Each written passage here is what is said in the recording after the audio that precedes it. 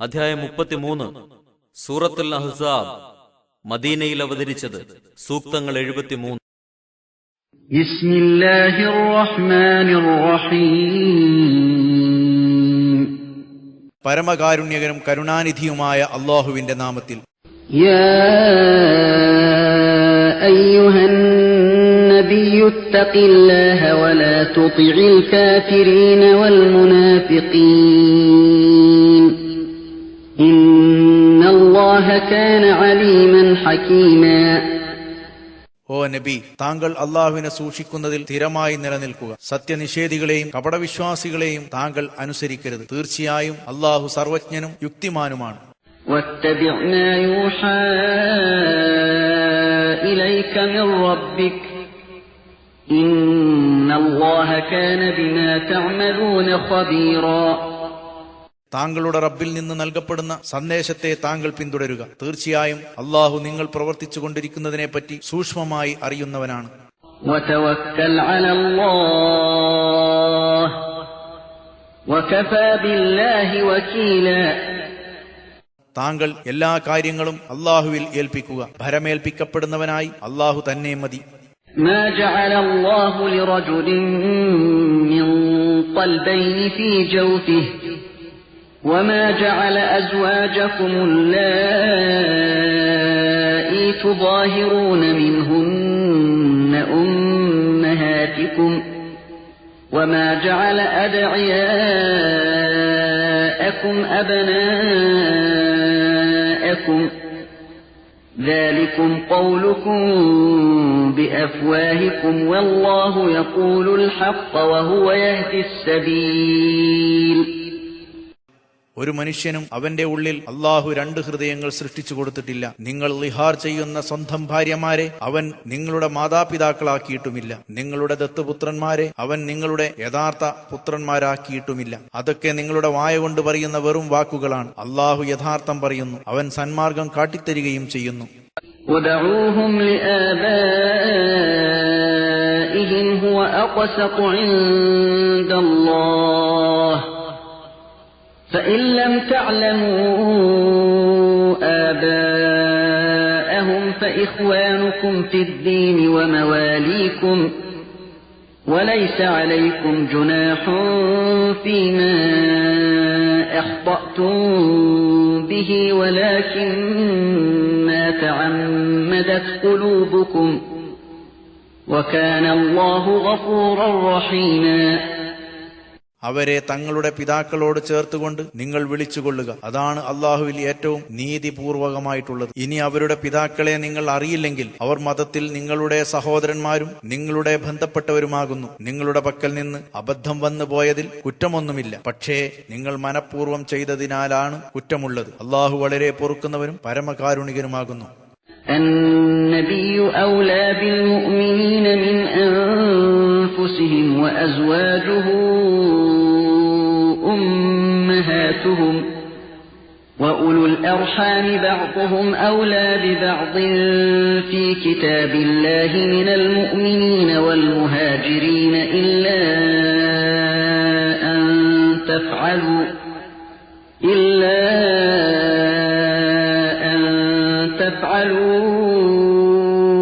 إلى أوليائكم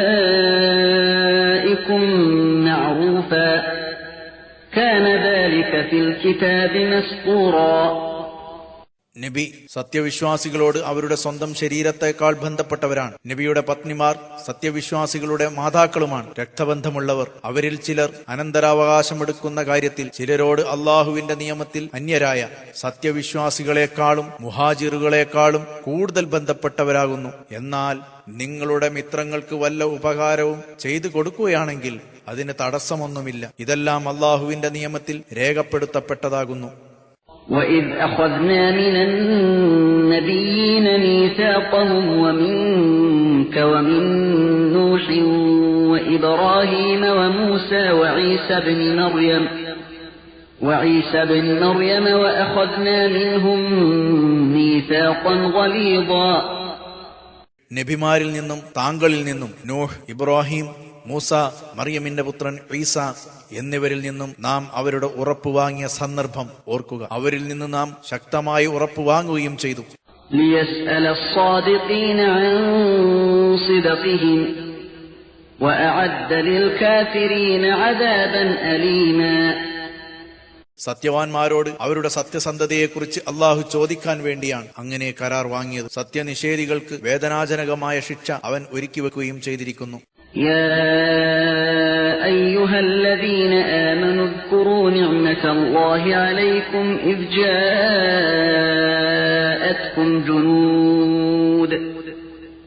جاءتكم جنود فأرسلنا عليهم ريحا وجنودا لم تروها وكان الله بما تعملون بصيرا. സത്യവിശ്വാസികളെ, നിങ്ങളുടെ അടുത്ത് കുറെ സൈന്യങ്ങൾ വരികയും അപ്പോൾ ശക്തമായ ഒരു കാറ്റിനെയും നിങ്ങൾ കണ്ടിട്ടില്ലാത്ത കുറെ സൈന്യങ്ങളെയും അവരുടെ നേരെ നാം അയക്കുകയും ചെയ്ത സന്ദർഭത്തിൽ അള്ളാഹു നിങ്ങൾക്ക് ചെയ്തു തന്ന അനുഗ്രഹം നിങ്ങൾ ഓർക്കുക. നിങ്ങൾ പ്രവർത്തിക്കുന്നതിനെ പറ്റി അള്ളാഹു നല്ലവണ്ണം കണ്ടറിയുന്നവനാണ്. إذ جاءوكم من فوقكم ومن أسفل منكم وإذ زاغت الأبصار وبلغت القلوب الحناجر وتظنون بالله الظنونا. അതായത് നിങ്ങളുടെ മുകൾ ഭാഗത്തു കൂടിയും താഴ്ഭാഗത്തു കൂടിയും ആ സൈന്യങ്ങൾ നിങ്ങളുടെ അടുത്ത് വന്ന സന്ദർഭം കണ്ണുകൾ നിലതെറ്റിപ്പോകുകയും ഹൃദയങ്ങൾ തൊണ്ടകളിൽ എത്തുകയും നിങ്ങൾ അള്ളാഹുവിനെ പറ്റി ചില ധാരണകൾ ധരിക്കുകയും ചെയ്ത സന്ദർഭം. هنالك ابتلي المؤمنون وزلزلوا زلزالا شديدا. അവിടെ വെച്ച് സത്യവിശ്വാസികൾ പരീക്ഷിക്കപ്പെടുകയും അവർ കിടുകിടെ വിറപ്പിക്കപ്പെടുകയും ചെയ്തു. وإذ يقول المنافقون والذين في قلوبهم مرض ما وعدنا الله ورسوله إلا غرورا. അള്ളാഹുവും അവന്റെ റസൂലും വഞ്ചനയല്ലാതെ മറ്റൊന്നും നമ്മോട് വാഗ്ദാനം ചെയ്തിട്ടില്ല എന്ന് കപടവിശ്വാസികളും ഹൃദയങ്ങളിൽ രോഗമുള്ളവരും പറഞ്ഞിരുന്ന സന്ദർഭം ഓർക്കുക. وإذ قالت طائفة منهم يا أهل يثرب لا مقام لكم فارجعوا ويستأذن فريق منهم النبي يقولون إن بيوتنا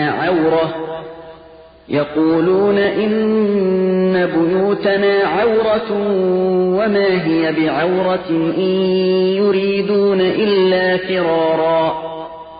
അവരിൽ നിന്ന് ഒരു വിഭാഗം പറഞ്ഞ സന്ദർഭവും ഓർക്കുക. യസ്രിബ്, മദീനക്കാരെ, നിങ്ങൾക്കിനി യാതൊരു നിലനിൽപ്പുമില്ല, അതുകൊണ്ട് നിങ്ങൾ മടങ്ങിക്കൊള്ളുക. അവരിൽ ഒരു വിഭാഗം ആളുകൾ യുദ്ധത്തിൽ നിന്ന് ഒഴിവാകാൻ നബിയോട് സമ്മതം ചോദിക്കുകയും ചെയ്യുന്നു. ഞങ്ങളുടെ വീടുകൾ അനാഥമാണ് എന്നവർ പറയുന്നു. യഥാർത്ഥത്തിൽ അവ അനാഥമല്ല, യുദ്ധരംഗത്ത് നിന്ന് ഓടിപ്പോകാൻ മാത്രമാണ് അവരുദ്ദേശിക്കുന്നത്. ولو دخلت عليهم من أقطارها ثم سئلوا الفتنة لآتوها وما تلبثوا بها إلا يسيرا.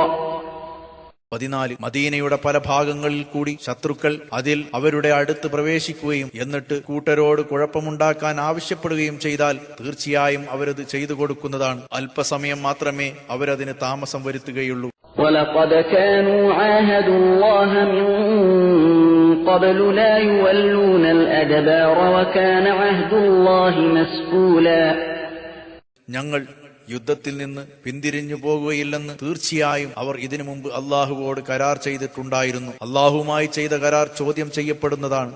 قُلْ لَنْ يَنْفَعَكُمُ الْفِرَارُ إِنْ فَرَرْتُمْ مِنَ الْمَوْتِ أَوِ الْقَتْلِ وَإِذًا لَا تُمَتَّعُونَ إِلَّا قَلِيلًا. നബിയെ, താങ്കൾ പറയുക, മരണത്തെയോ കൊലയെയോ ഭയന്ന് ഓടിപ്പോകുന്ന പക്ഷം ആ ഓട്ടം നിങ്ങൾക്ക് പ്രയോജനം ചെയ്യുകയില്ല. എങ്കിൽ തന്നെ കുറച്ചു കാലമല്ലാതെ നിങ്ങൾക്ക് ജീവിത സുഖം നൽകപ്പെടുകയില്ല. قُلْ مَنْ ذَا الَّذِي يَعْصِمُكُمْ مِنَ اللَّهِ إِنْ أَرَادَ بِكُمْ سُوءًا أَوْ أَرَادَ بِكُمْ رَحْمَةً وَلَا يَجِدُونَ لَهُم مِّن دُونِ اللَّهِ وَلِيًّا وَلَا نَصِيرًا.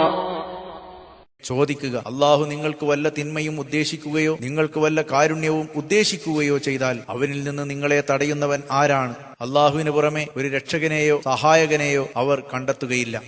قد يعلم الله المعوقين منكم والقائلين لإخوانهم هلم إلينا ولا يأتون البأس إلا قليلا. നിങ്ങളിലുള്ള പിന്തിരിപ്പന്മാരെയും ഞങ്ങളുടെ അടുത്തേക്ക് വരിക എന്ന് തങ്ങളുടെ സഹോദരന്മാരോട് പറയുന്നവരെയും തീർച്ചയായും അള്ളാഹു അറിയുന്നുണ്ട്. അവർ വളരെ അപൂർവമായിട്ടേ യുദ്ധത്തിന് വരികയുള്ളൂ. أشحة عليكم فإذا جاء الخوف رأيتهم ينظرون إليك تدور أعينهم كالذي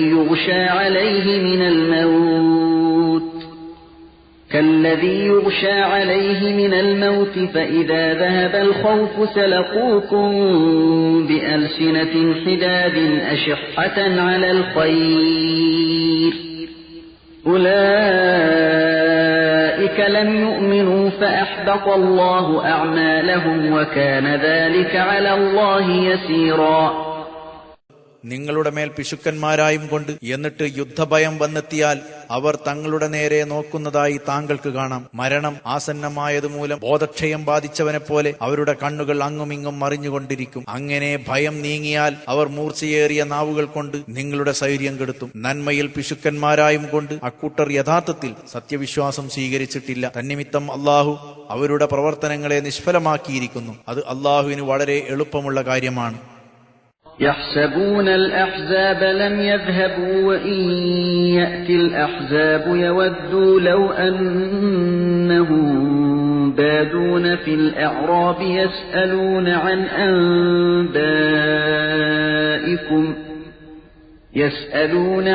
أنبائكم ولو كانوا فيكم ما قاتلوا إلا قليلا.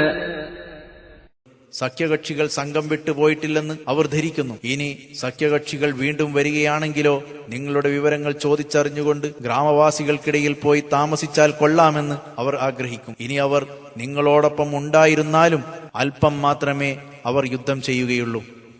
لقد كان لكم في رسول الله أسوة حسنة لمن كان يرجو الله واليوم الآخر وذكر الله كثيرا. തീർച്ചയായും അള്ളാഹുവിന്റെ റസൂലിൽ നിങ്ങൾക്ക് ഉത്തമമായ മാതൃകയുണ്ട്. അതായത് അള്ളാഹുവിനെയും അന്ത്യനാളിനെയും ഭയപ്പെടുകയും അള്ളാഹുവിനെ ധാരാളം ഓർക്കുകയും ചെയ്യുന്നവർക്ക്. ولما رأى المؤمنون الأحزاب قالوا هذا ما وعدنا الله ورسوله وصدق الله ورسوله وما زادهم إلا إيمانا وتسليما. എതിരാളികളായ സഖ്യകക്ഷികളെ കണ്ടപ്പോൾ സത്യവിശ്വാസികൾ പറഞ്ഞു, അള്ളാഹുവും അവന്റെ റസൂലും നമ്മോട് വാഗ്ദാനം ചെയ്തതാണിത്. അള്ളാഹുവും അവന്റെ റസൂലും പറഞ്ഞത് സത്യമാണ്. അത് ആ വാഗ്ദാനം അവർക്ക് സത്യവിശ്വാസവും അനുസരണബോധവും മാത്രമേ വർദ്ധിപ്പിച്ചുള്ളൂ. من المؤمنين رجال صدقوا ما عاهدوا الله عليه فمنهم من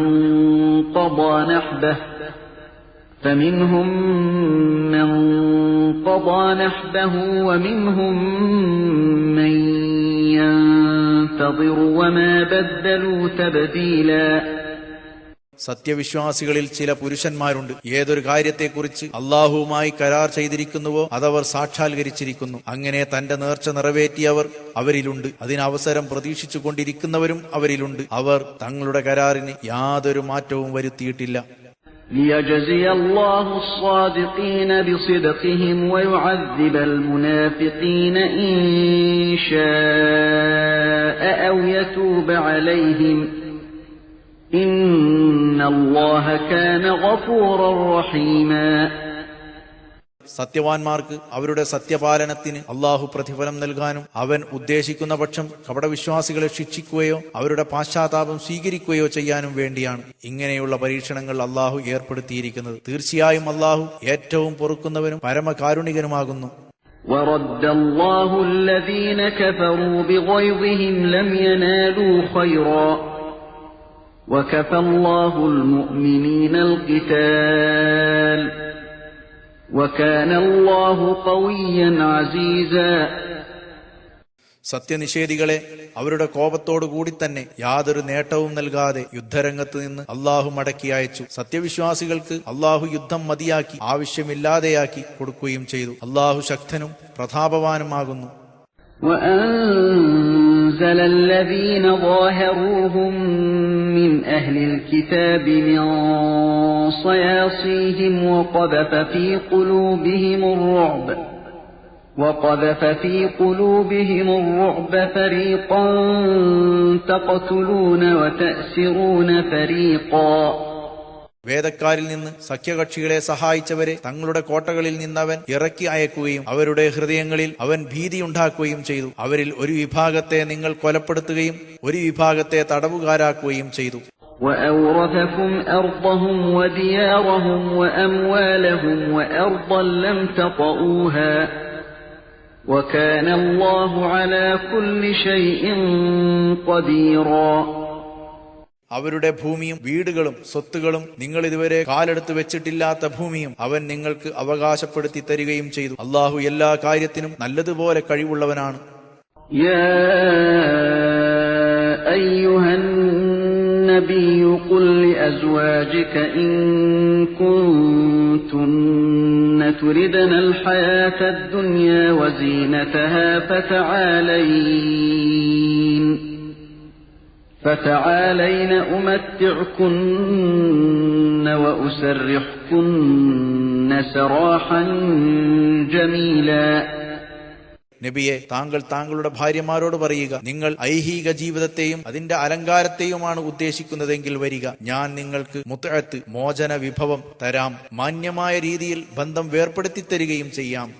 وإن كنتن تردن الله ورسوله والدار الآخرة فإن الله أعد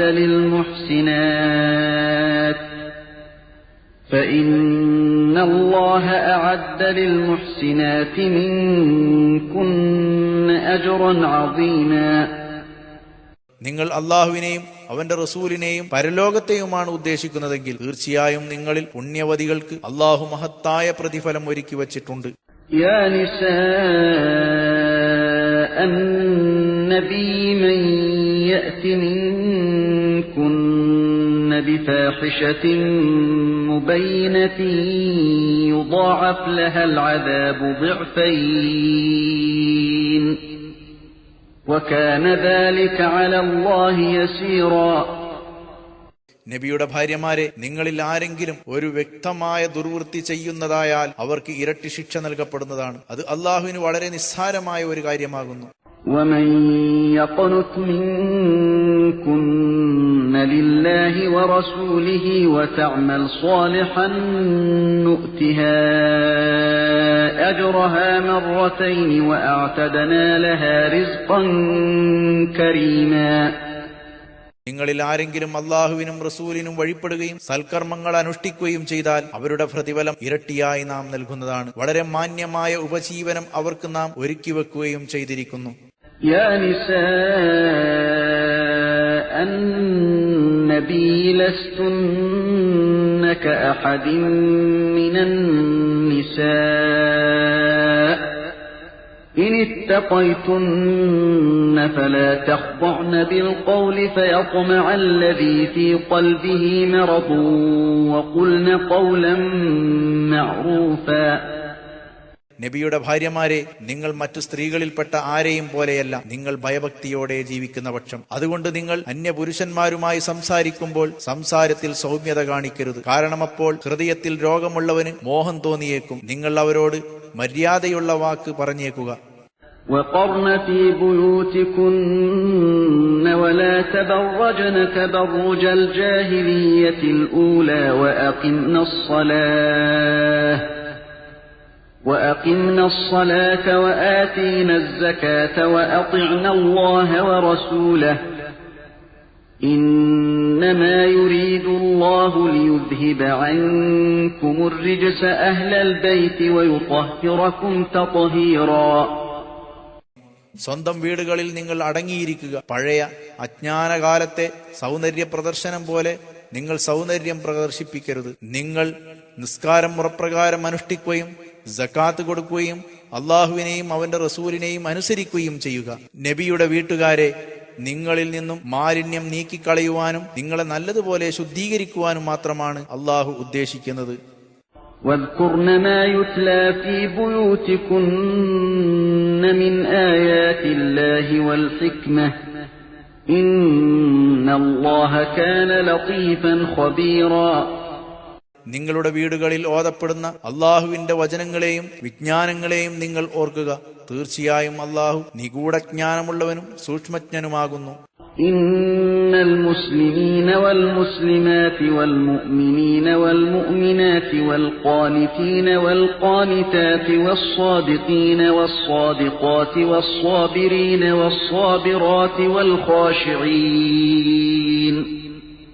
والخاشعين والخاشعات والمتصدقين والمتصدقات والصائمين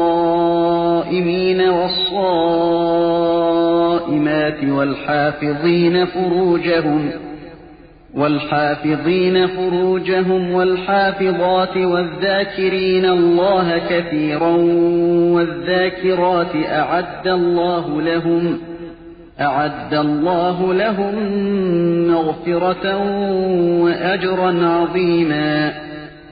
തീർച്ചയായും മുസ്ലിങ്ങളായ പുരുഷന്മാരും സ്ത്രീകളും, ഈമാനുള്ള പുരുഷന്മാരും സ്ത്രീകളും, ഭക്തിയുള്ള പുരുഷന്മാരും സ്ത്രീകളും, സത്യസന്ധരായ പുരുഷന്മാരും സ്ത്രീകളും, ക്ഷമയുള്ള പുരുഷന്മാരും സ്ത്രീകളും, ഭയപ്പെടുന്ന പുരുഷന്മാരും സ്ത്രീകളും, ദാനധർമ്മം ചെയ്യുന്ന പുരുഷന്മാരും സ്ത്രീകളും, നോമ്പനുഷ്ഠിക്കുന്ന പുരുഷന്മാരും സ്ത്രീകളും, തങ്ങളുടെ ഗുഹ്യസ്ഥാനങ്ങളെ കാത്തുസൂക്ഷിക്കുന്ന പുരുഷന്മാരും സ്ത്രീകളും, അള്ളാഹുവിനെ ധാരാളം ഓർമ്മിക്കുന്ന പുരുഷന്മാരും സ്ത്രീകളും, ഇവർക്കെല്ലാം അള്ളാഹു പാപമോചനവും മഹത്തായ പ്രതിഫലവും ഒരുക്കി വച്ചിരിക്കുന്നു. وما كان لمؤمن ولا مؤمنة إذا قضى الله ورسوله أمرا أن يكون لهم الخيرة من أمرهم ومن يعص الله ورسوله فقد ضل ضلالا مبينا. അള്ളാഹുവും അവന്റെ റസൂലും ഒരു കാര്യം തീരുമാനിച്ചു കഴിഞ്ഞാൽ സത്യവിശ്വാസിയായ പുരുഷനോ സ്ത്രീക്കോ തങ്ങളുടെ കാര്യത്തിൽ മറ്റൊരഭിപ്രായമുണ്ടാകാൻ പാടുള്ളതല്ല. ആരെങ്കിലും അള്ളാഹുവിനെയും അവന്റെ റസൂലിനെയും ധിക്കരിക്കുകയാണെങ്കിൽ തീർച്ചയായും അവൻ വ്യക്തമായ ദുർമാർഗത്തിൽ അകപ്പെട്ടു കഴിഞ്ഞിരിക്കുന്നു. وَإِذْ تَقُولُ لِلَّذِي أَنْعَمَ اللَّهُ عَلَيْهِ وَأَنْعَمْتَ عَلَيْهِ أَمْسِكْ عَلَيْكَ زَوْجَكَ وَاتَّقِ اللَّهَ وتخفي في نفسك ما الله مبديه وتخشى الناس والله أحق أن تخشاه فلما قضى زيد منها وطرا زوجناكها لكي لا يكون على المؤمنين حرج في أزواج أدعيائهم إذا قضوا منهن وطرا وكان أمر الله مفعولا. നബിയെ, അള്ളാഹുവും താങ്കളും അനുഗ്രഹം ചെയ്തു കൊടുത്ത വ്യക്തിയോട് താങ്കൾ പറഞ്ഞ സന്ദർഭം ഓർക്കുക. നിന്റെ ഭാര്യയെ വിവാഹമോചനം ചെയ്യാതെ നിനക്ക് വേണ്ടി നീ വെച്ചുകൊണ്ടിരിക്കുക. അള്ളാഹുവിനെ സൂക്ഷിക്കുകയും ചെയ്യുക. അള്ളാഹു വെളിപ്പെടുത്താൻ പോകുന്ന ഒരു കാര്യം മനസ്സിൽ താങ്കൾ മറച്ചു വെക്കുകയാണ്. താങ്കൾ ഭയപ്പെടാൻ ഏറ്റവും അവകാശപ്പെട്ടവൻ അള്ളാഹു ആയിട്ടും താങ്കൾ ജനങ്ങളെ ഭയപ്പെടുന്നു. അങ്ങനെ സെയ്ദ് അവളെ സംബന്ധിച്ച് ആവശ്യം നിർവഹിച്ചു കഴിഞ്ഞപ്പോൾ അവളെ താങ്കൾക്ക് നാം ഭാര്യയാക്കി തന്നു. തങ്ങളുടെ ദത്തുപുത്രന്മാരുടെ ഭാര്യമാരെ വിവാഹം ചെയ്യുന്നതിൽ അവർ ഭാര്യമാരെ സംബന്ധിച്ച് തങ്ങളുടെ ആവശ്യം പൂർണ്ണമായി നിർവഹിച്ചു കഴിഞ്ഞാൽ സത്യവിശ്വാസികളുടെ മേൽ യാതൊരു വിഷമവും ഉണ്ടാകാതിരിക്കാൻ വേണ്ടിയാണ് അങ്ങനെ ചെയ്തത്. അള്ളാഹുവിന്റെ കൽപ്പന നടപ്പിൽ വരുത്തപ്പെടുന്നതാകുന്നു. ما كان على النبي من حرج فيما فرض الله له سنة الله في الذين خلوا من قبل وكان أمر الله قدرا مقدورا. തനിക്ക് അള്ളാഹു നിശ്ചയിച്ചു കൊടുത്ത കാര്യം ചെയ്യുന്നതിന് നബിക്ക് യാതൊരു കുറ്റവുമില്ല. മുമ്പ് കഴിഞ്ഞു പോയവരിൽ അള്ളാഹു നടപ്പിൽ വരുത്തിയ അവന്റെ നടപടി പോലെ തന്നെ അള്ളാഹുവിന്റെ കൽപ്പന വ്യവസ്ഥാപിതമായ ഒരു ഖണ്ഡിത തീരുമാനമാകുന്നു.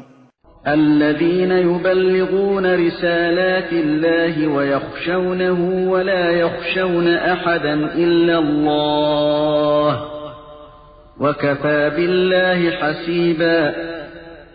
അതായത് അള്ളാഹുവിന്റെ ദൗത്യങ്ങളെ എത്തിച്ചു കൊടുക്കുന്നവരും അവനെ ഭയപ്പെടുന്നവരും അള്ളാഹുവിനെയല്ലാതെ മറ്റൊരാളെയും ഭയപ്പെടാത്തവരുമായവർ സഹായിക്കുന്നവനായി അള്ളാഹു തന്നെ മതി. ما كان محمد أبا أحد من رجالكم ولكن رسول الله وخاتم النبيين وكان الله بكل شيء عليما. മുഹമ്മദ് നിങ്ങളുടെ പുരുഷന്മാരിൽ ഒരാളുടെയും പിതാവായിട്ടില്ല, പക്ഷേ അള്ളാഹുവിന്റെ റസൂലും അന്തിമ നബിയുമാകുന്നു. അള്ളാഹു എല്ലാ കാര്യത്തെക്കുറിച്ചും നല്ലവണ്ണം അറിയുന്നവരുമാകുന്നു.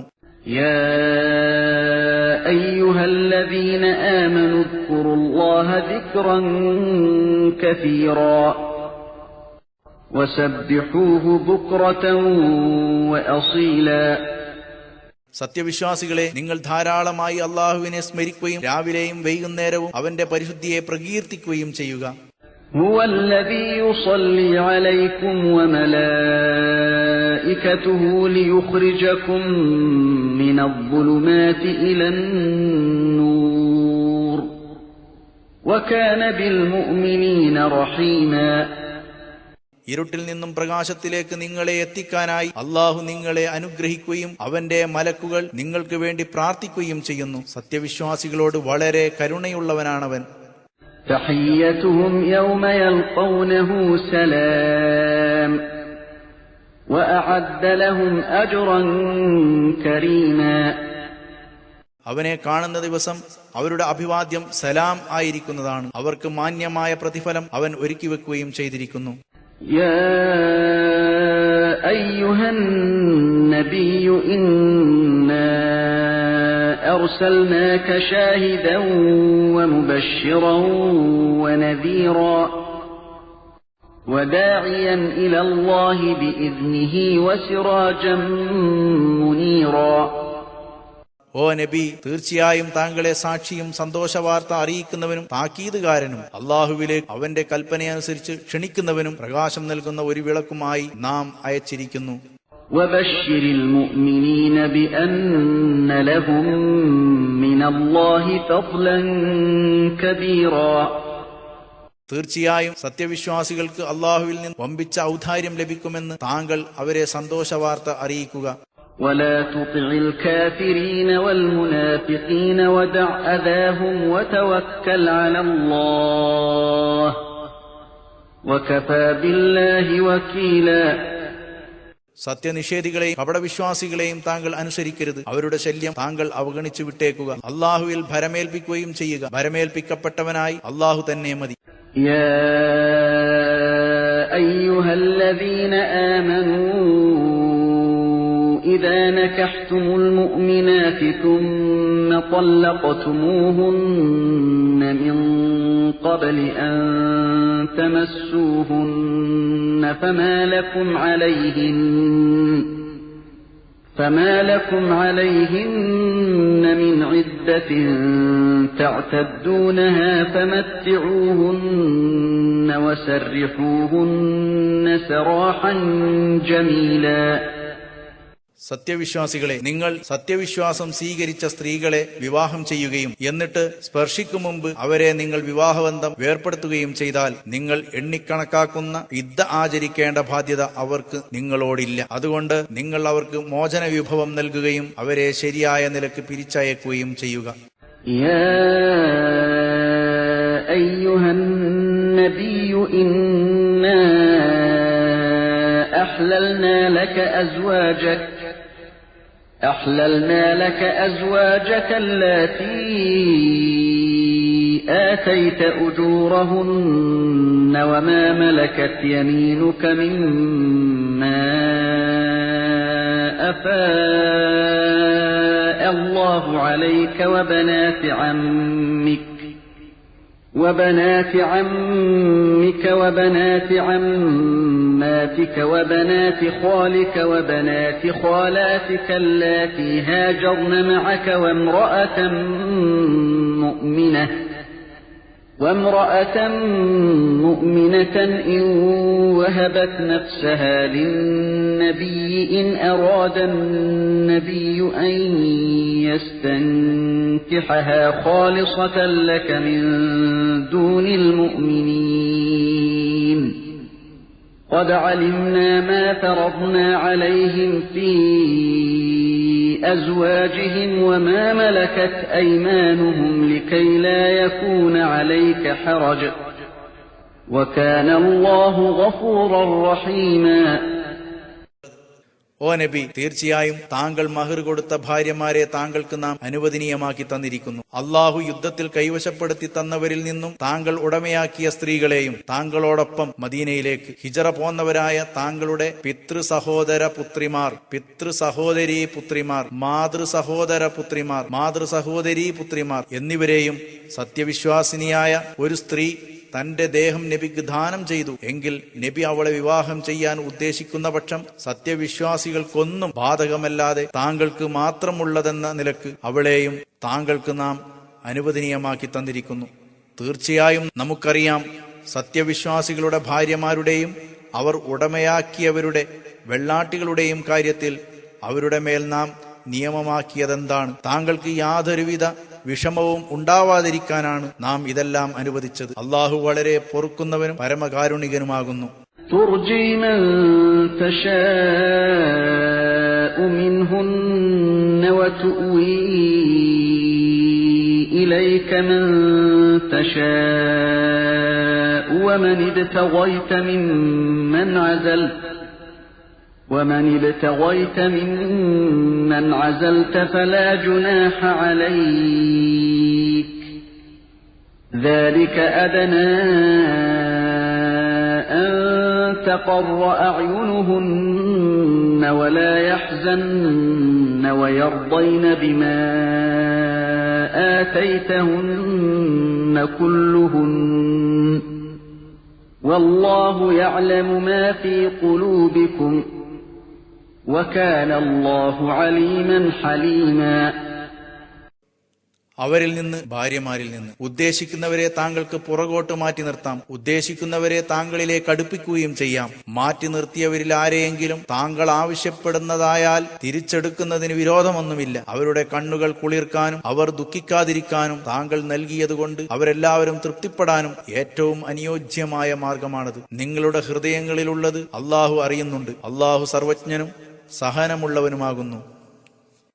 لا يحل لك النساء من بعد ولا أن تبدل بهن من أزواج ولو أعجبك حسنهن إلا ما ملكت يمينك وكان الله على كل شيء رقيبا.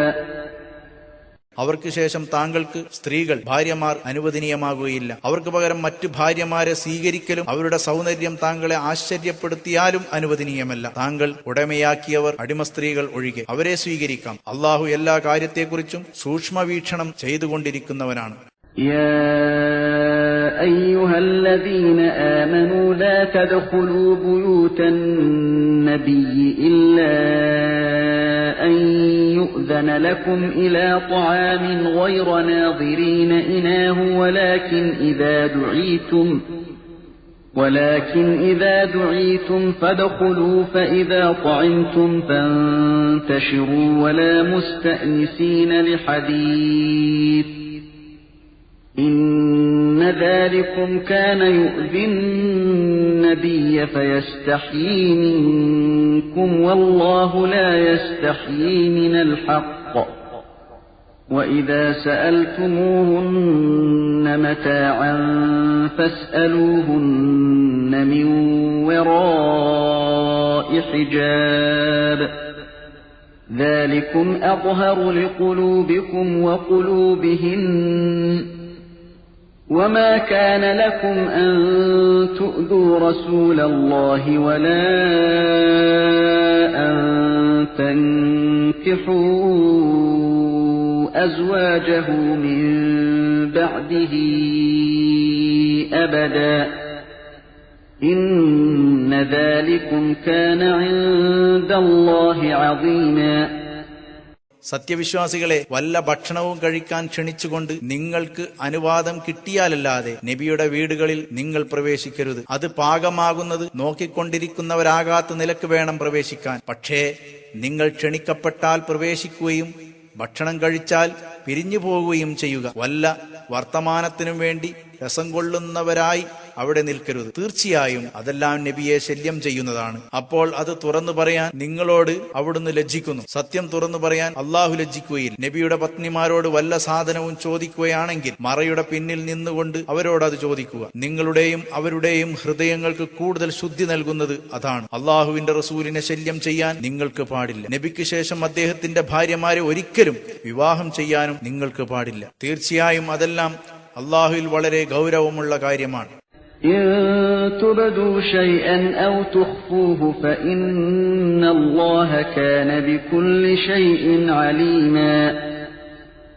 നിങ്ങൾ എന്തെങ്കിലും കാര്യം വെളിപ്പെടുത്തുകയോ മറച്ചുവെക്കുകയോ ചെയ്യുന്നുവെങ്കിൽ അതിന് അള്ളാഹു പ്രതിഫലം നൽകും. തീർച്ചയായും എല്ലാ കാര്യങ്ങളെ സംബന്ധിച്ചും അള്ളാഹു നല്ലതുപോലെ അറിയുന്നവനാണ്. لا جناح عليهن في آبائهن ولا أبنائهن ولا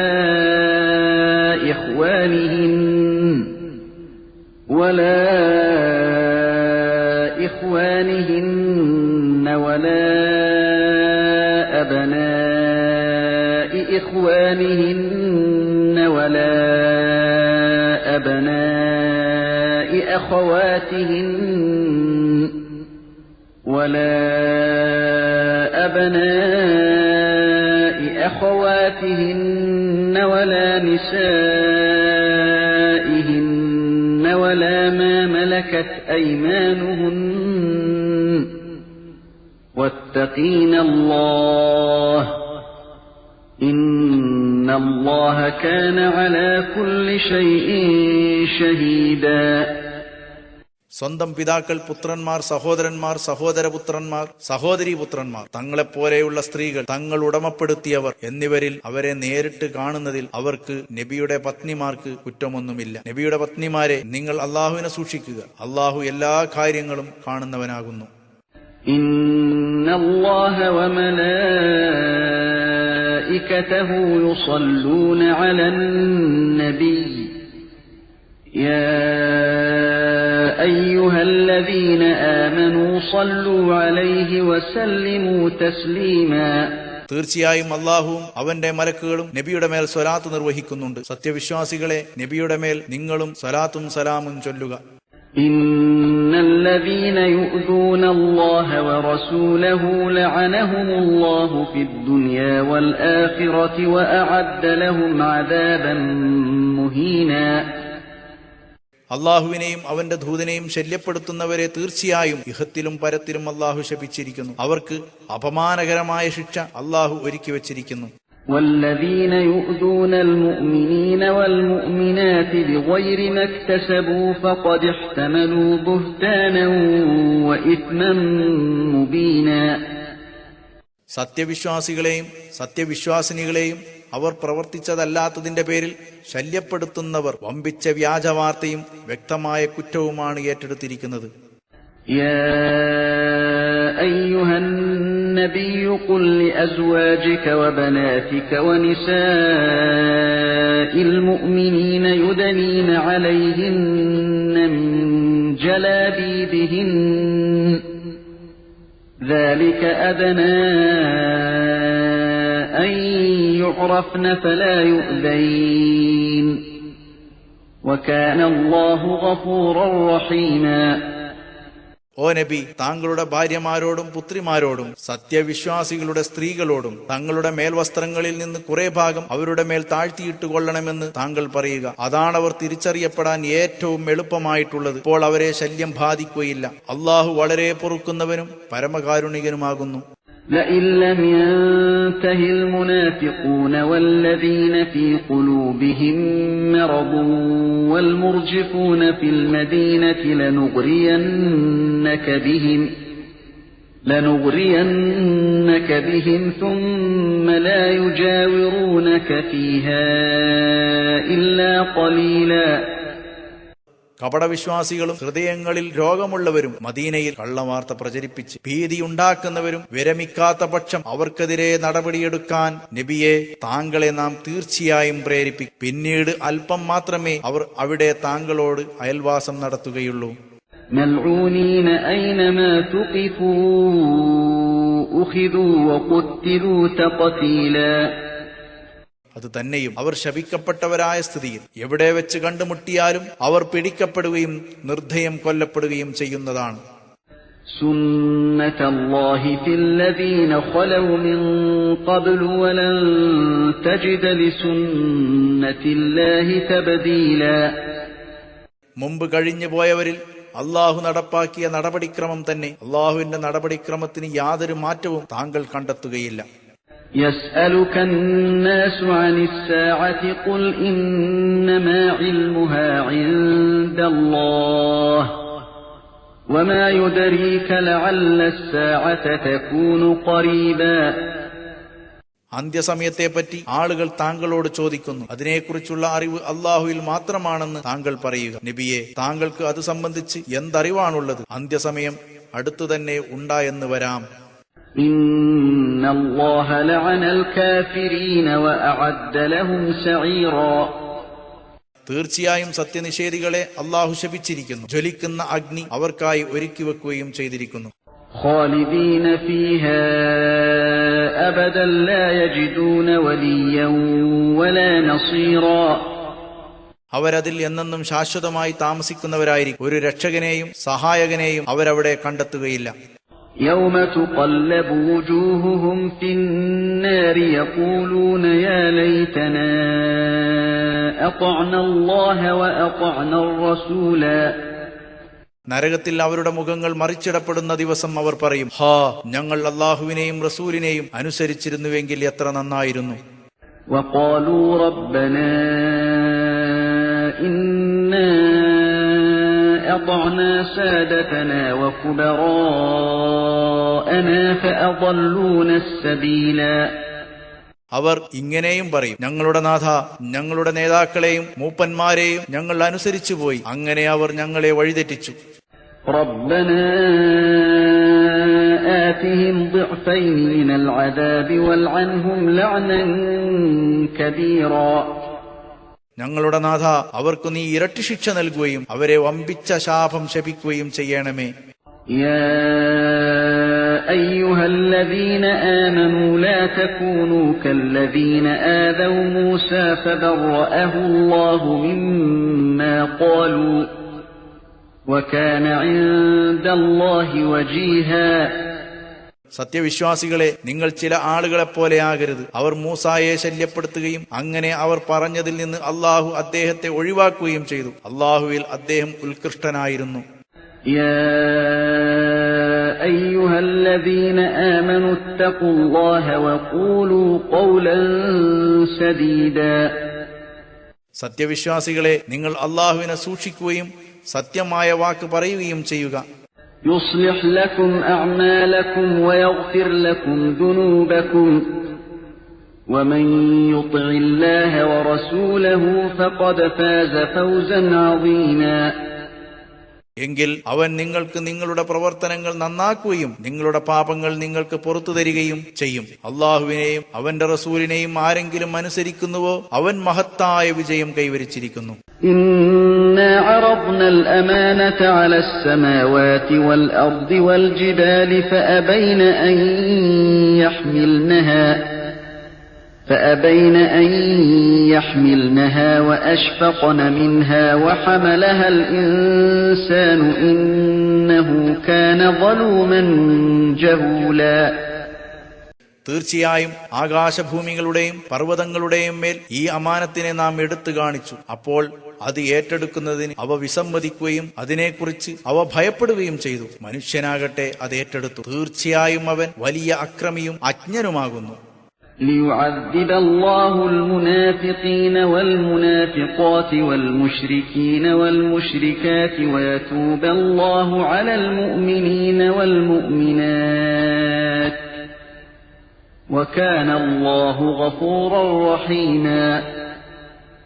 കപടവിശ്വാസികളായ പുരുഷന്മാരെയും സ്ത്രീകളെയും ബഹുദൈവാരാധകരായ പുരുഷന്മാരെയും സ്ത്രീകളെയും അള്ളാഹു ശിക്ഷിക്കുകയും സത്യവിശ്വാസികളായ പുരുഷന്മാരുടെയും സ്ത്രീകളുടെയും പശ്ചാത്താപം അള്ളാഹു സ്വീകരിക്കുകയുമാണ് അതിന്റെ അന്തിമഫലം. അള്ളാഹു ഏറ്റവും പൊറുക്കുന്നവനും പരമകാരുണികനുമാകുന്നു.